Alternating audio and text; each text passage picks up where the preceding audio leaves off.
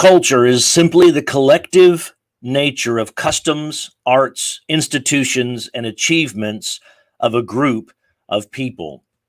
What is your culture like where you live? Certainly, some of it can be regional, some of it can be even local. I think you can have pockets of cultures that you are involved in that may be unique and different from the other, and yet we are all a part of a larger culture. And the question is, how do I respond to that? How do I react to that? What am I supposed to do with it? Welcome to the Daily Dose for this Wednesday, June 3rd, as we're going to talk a little bit more about that.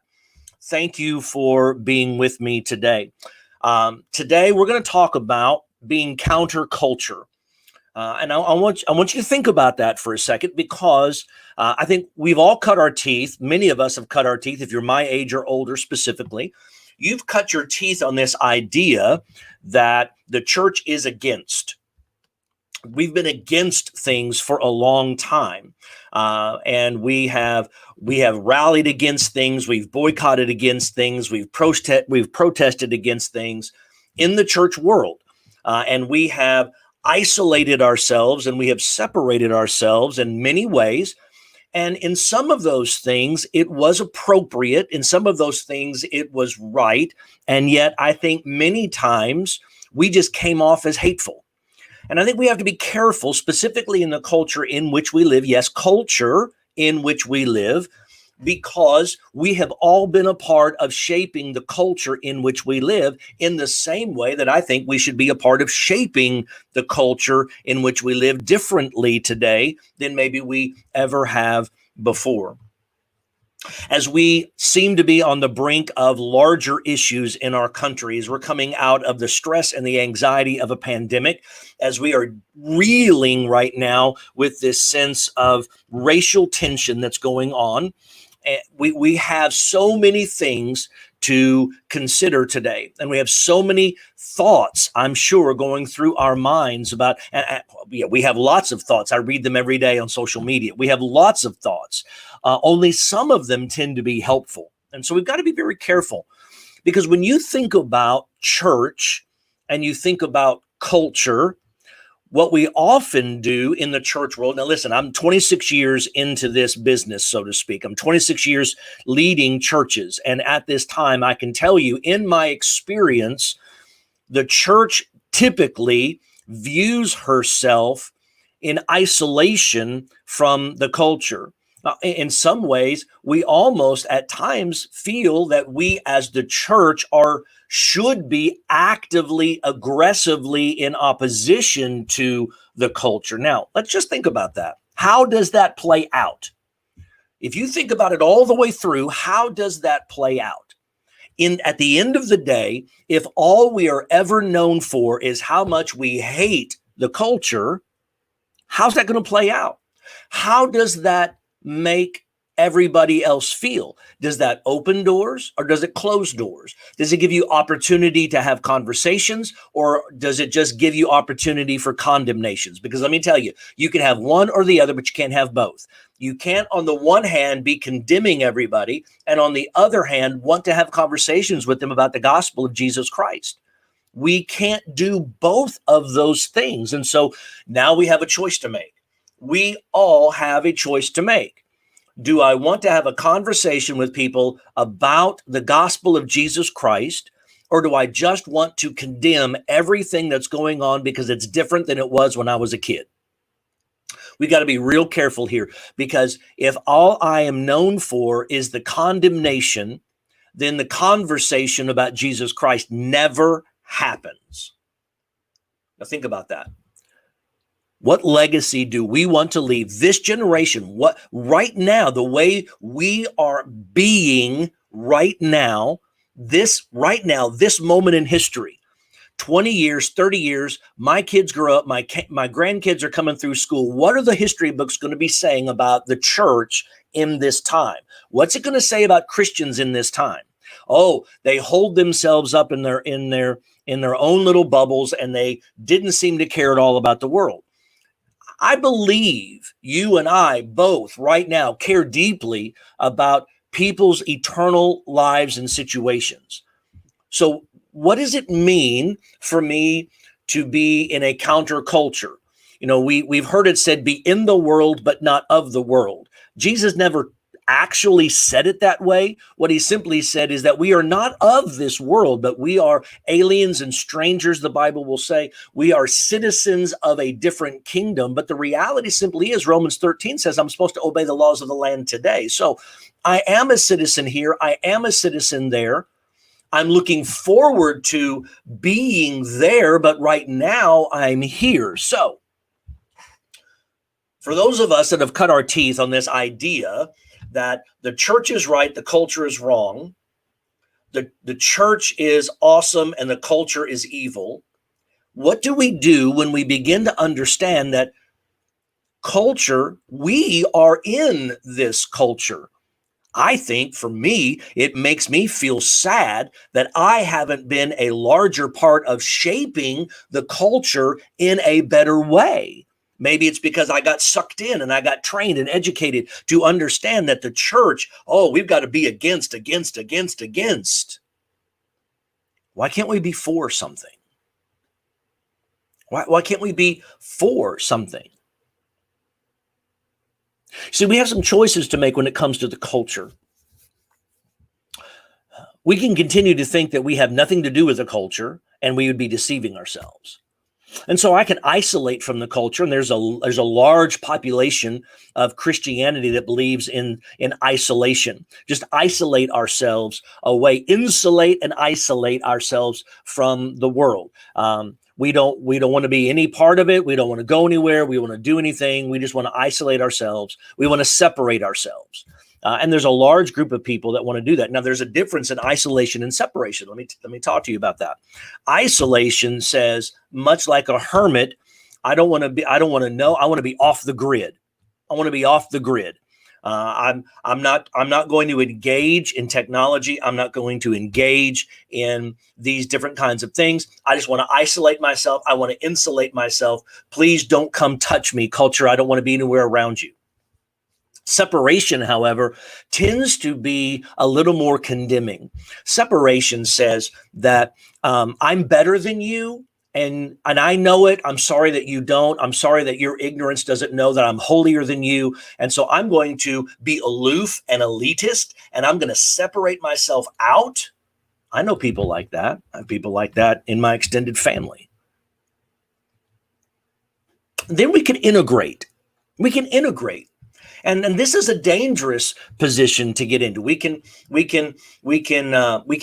integrate, and sometimes we can go too far. But we certainly should never denigrate. We shouldn't run down the culture. Think about it. If culture is the collective customs, institutions, arts, and achievements of the large group of people, think about the American culture. Think about the American culture. Are you an American? And even if you aren't an American legally, are you in America? You are here as a part of the American culture. Every person currently residing on the space called America is helping to shape the culture of America. But let's bring it down a little bit, because many times we as Texans don't think that we have anything to do with the coastal states. We forget that we're a coastal state, but when we talk about coastal states, we want to talk about the eastern coast and the western coast, and we want to say we got nothing to do with any of those people. Okay, listen, let's bring it down. The Southwest culture. We're a part of the Southwest culture. We're a part of Texas culture. And we can even bring it down further. Think about your local region, your local county, your local community. You are a part of that culture. How are you helping to shape that culture? We need to think about that, because we are shaping the culture. You can isolate yourself and you are still shaping that culture. You can separate, integrate, denigrate. You can do whatever you want to with it, but you are still a part of the shaping of that culture. I think that we need to be shaping our community and our culture toward Jesus. But if we who call ourselves Christians are never known what we're for, all we're known for is what we're against, well, then we just come off negative, and then we become irrelevant.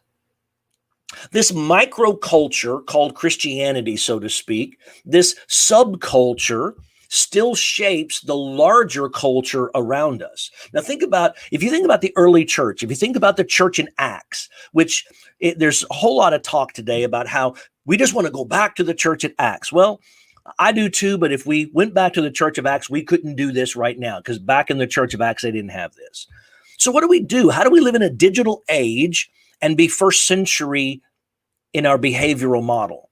How do I live today with an eye toward this really isn't my home?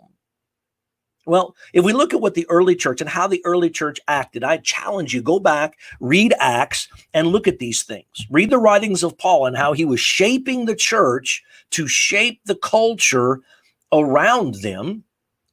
They were marked by a striking multi-ethnic situation.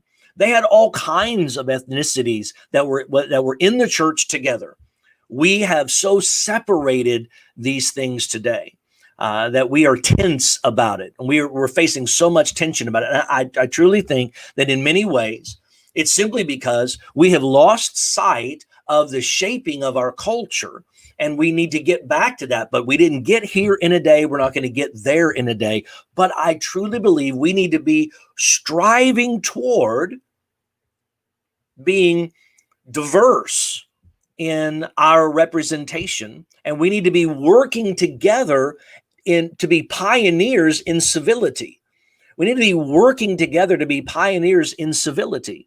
And we have to have conversations. We can't just stand aloof and stand away no matter what race you may be. We cannot all continue to stand aloof and away and throw rocks at one another. What we need to do is we need to lock arms in a socially distant culture, I know, but we need to lock arms, come together, be pioneers of civility as a Christian community, and shape the larger culture that surrounds us. This is what the first church did. They were pioneers in this.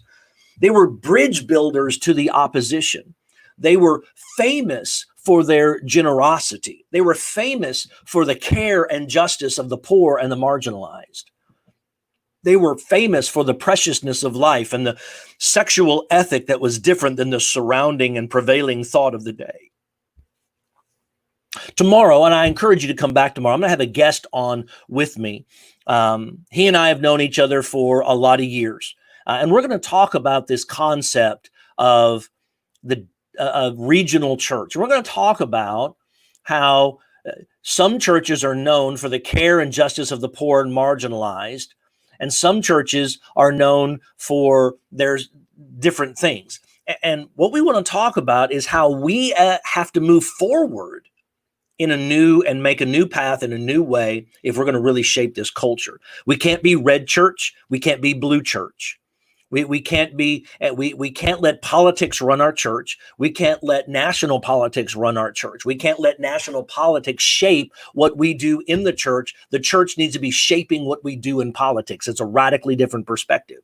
We cannot stand in our pulpits and just rail against somebody we disagree with. What we need to be doing is standing up and sharing the love and the care and the justice of Jesus Christ, saying it is for all. We are for all. We love you in the name of Jesus. And let Jesus and the Holy Spirit do the work they're supposed to do, and let us be the messengers we're called to be. So we have to be real careful in what we do. But we have to begin looking at the larger context and the larger opportunities that we have before us.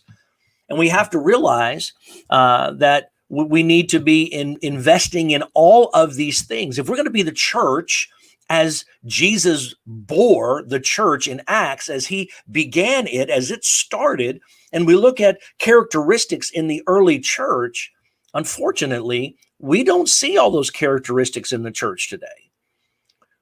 Typically, we either see red churches or we see blue churches. And what we really need to see is a blend of those two things. Come back tomorrow. We're going to talk more about that. But right now, we need to talk a little bit about how we don't need to be so much counterculture as we need to be offering a counterpoint to the culture. We need to be offering an appropriate loving option in Jesus Christ to a culture that is seeking satisfaction. They are seeking fulfillment. They are seeking purpose in life, and they're going to find it momentarily. But when it begins to break down, then we all lose sight of the reality. And so we need to be helping them understand that there is an appropriate option for you. The influence of Christianity is limited today less by the larger culture and more by the attitude of the microculture walling itself in.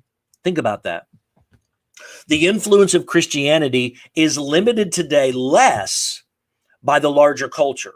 And yet what you hear more often than not is that, oh, if that culture was just better, then the church could have more influence. I don't think that's right. I think that what we need to understand is that we tend to isolate ourselves instead of integrating ourselves. We tend to pull back instead of investing in. We tend to want to hold a sign and yell at you instead of opening the Bible and loving you. And we have to be very careful, because we can get to be so irrelevant that nobody pays attention to what we say any longer. And we have the message of Christ. We have the hope our world is looking for. We have the hope your neighbor wants. We have the hope that your neighborhood wants. We have the hope our community wants. We have the hope, but that doesn't make us better than them. It does make us different, but it doesn't make us better. So instead of arguing against ... why don't we converse about? Why don't we sit down and have conversations? When was the last time that you had a lengthy conversation built out of a relationship with somebody you disagree with on most things spiritually? When was the last time? You see, what happens is we come to Christ, we get in church, and we forsake everything else in the world. In Jesus's high priestly prayer, it's what we call John 17, where Jesus is in the garden, he's having a prayer, he's talking with his Father, and he says, I want so badly that the kind of relationship, Father, that you and I have, I want them to have with you. And I want them to be unified with each other in the way that you and I have unity with each other. Father, this is my prayer for them. I want them to be that. And I want them to understand that they're not of this world. And this is where we get our idea that we're in the world, but not of the world. We live here. And I think we have a responsibility here. And we have a calling here.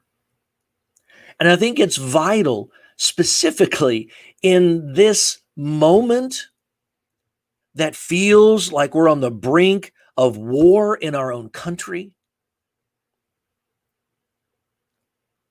that we have to stop arguing against and start having conversations about.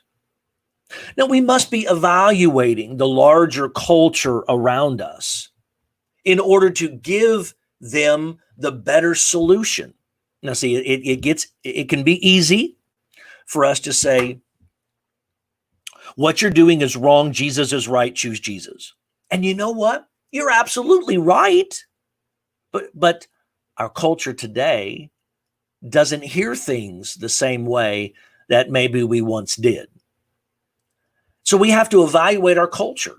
We have to be aware of what they're already assuming. We have to be aware of the positions that they're already taking, and we need to be able to answer those with the options that are before them. And come to them in the moment of need when those life situations, those transformative moments arise in their life, where we could speak into them out of a relationship and begin to have these options. Augustine wrote that you will never have the society you want if you maintain polytheism. Now, he was speaking to his culture at the time, and he was helping them understand you want a loving, caring, you want whatever society you're looking for, you want that. Guess what? I want that too. Common ground. Find common ground. You and I want the same thing. The difference between you and I, Augustine would say, is that you're looking for it in one resource. I'm already finding it in a different resource. See what he's doing there? He's building a relationship. He's finding opportunities to have a discussion. He's finding opportunities to converse about it. This is what we need to do. We need to be evaluating the culture we're in. Now, many of us know a lot about our culture, but how often is it that we start from what do we have in common? What is it that we want? And then have a conversation from that point. I think oftentimes what happens in Christian circles, the ones that I'm in, what happens a lot is that we talk about how evil everything is. And we talk in negative terms.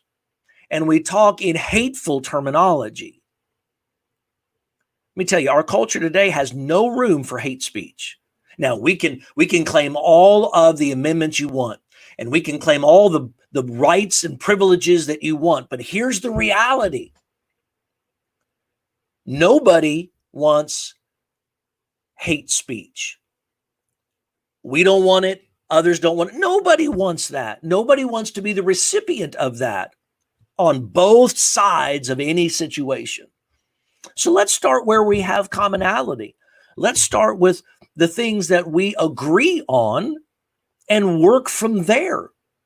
Because I'm telling you, when I start from a position of we agree on this, can we now talk about this? I find that I have much richer, deeper, healthier conversations than when I start with, you know what, you're an idiot. So let's talk about that. I mean, you see where I'm coming from? You see what I'm saying? When we say whatever we're against, and we say it in angry terms, in essence, what I'm doing is coming up to somebody. It's like coming up to somebody on the sidewalk, slapping them in the face, telling them you're an idiot. Now, let me tell you how much I love you in Jesus' name. It just doesn't feel right, does it? So what do we do? How do we move forward? Well, we have to know what are the main promises that the world is selling to our people today? What are the promises that our world is selling? And begin to evaluate and understand. And we need to be able to understand, okay, the world promises this. All right? Sorry, I don't understand. Jesus promises this. So what do I need to do? How do I need to move forward? Where can we find common ground? These are intriguing questions that I want to talk about, and we're going to do that next week. Tomorrow, as I said, we have a special guest on with us as we talk about red church, blue church, and purple church. We're going to talk about 3 kinds of churches, and I want us to understand how we can begin to move forward in some ways so that our culture can stop shaping the church and our church can start shaping the culture, and we can do it in a way that will be received and it will be accepted, and we can see Jesus changing the lives of those around us. You guys have a great day. Thank you for being with me this morning. Hey guys, hey, I see so many of you signing in saying good morning to me and good morning to you. Thank you for sticking with me and being with me today as we just discuss some very difficult things, but some very timely things. And I thank you for that as we think together on this thing, church and Christianity and culture, and how we can move forward, how we can have conversations with others. These are important conversations for us to have, and I appreciate you being with me this morning. If you have found this helpful, share this with those around you. Maybe have them join in on the conversation through the chat boxes and the other opportunities that you have. I'm always interested in what you're thinking and feeling and where you are, and how we can help one another, help those around us. So absolutely. Ruby, you have a good day too. I thank you for that. And again, good morning to all.